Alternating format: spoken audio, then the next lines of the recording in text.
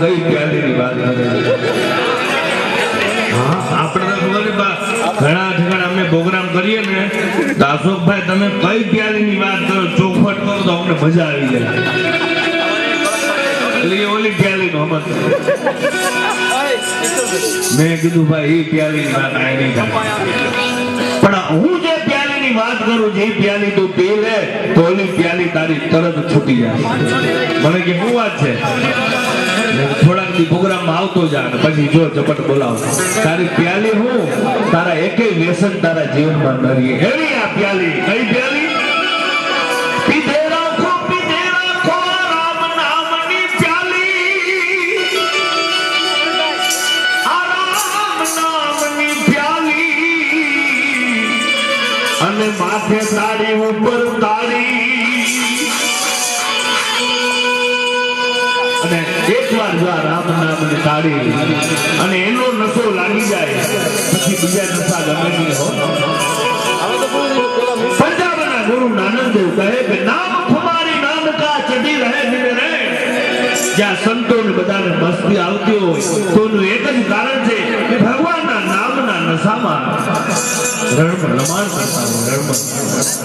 રામ રામ કૃષ્ણ કૃષ્ણ હર ગંગે એના નામનો આશ્રય લીધો હોય એટલે એમના જીવનમાં એટલે આપણા બાપુએ શરૂઆતમાં ગાયું ને જો આનંદ સંત ફકીર કરે वो આનંદ નાહી અમીર. એની મસ્તી છે આ ભગવાનના નામની. એટલે ગુરુદેવ નાનક કહે કે નામ ખુમારી નાનકા જડી રહે દિન રેન કે જેને જેને નામનો નશો ચડ્યો એ પછી નશો ઉતરતો નથી. એટલે સંતોએ કીધું કે જામ पे जाम लगाने से क्या फायदा, जाम पे जाम लगाने से क्या फायदा, रात भी और सुबह उतर जाए.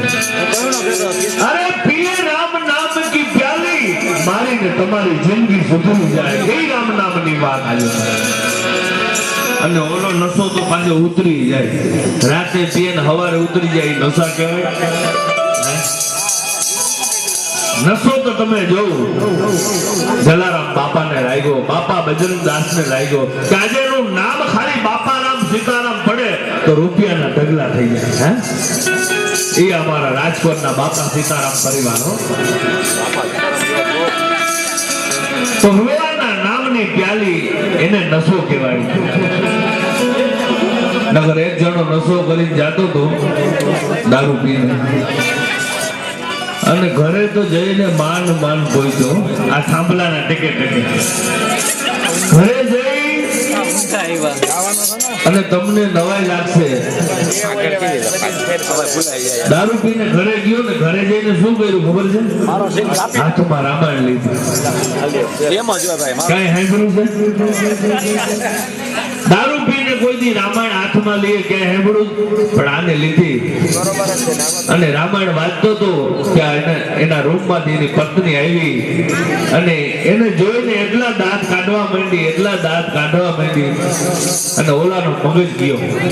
એક તો હું કોઈ રામાયણ વાંચું નહીં અને આજે હું રામાયણ વાંચું તો તું મારી મસ્કરી કરે છે? આટલા બધા દાંત કેવા ના કાઢે છે?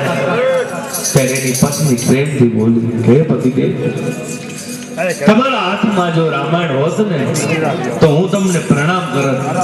તો કે તો તમારા હાથમાં રામાયણ નથી. તો કે તો શું છે? કે તમારા હાથમાં છે ને સુટકેસ છે. એટલે દારૂ પીધો એટલે હાથમાં રામાયણ લેવા ગયો તો પણ હાથમાં સુટકેસ આવી ગઈ. પણ જો ભગવાનનું નામ લઈને હું ને તમે ક્યાંય ગયા હોય તો મારા ને તમારા જીવનમાં સારા વિચારો આવે. રામાયણ હાથમાં આવે, ભાગવત મારા તમારા હાથમાં આવે, ગીતાજી આવે. આવા ગંગાજીના હરિદ્વારના કાંઠે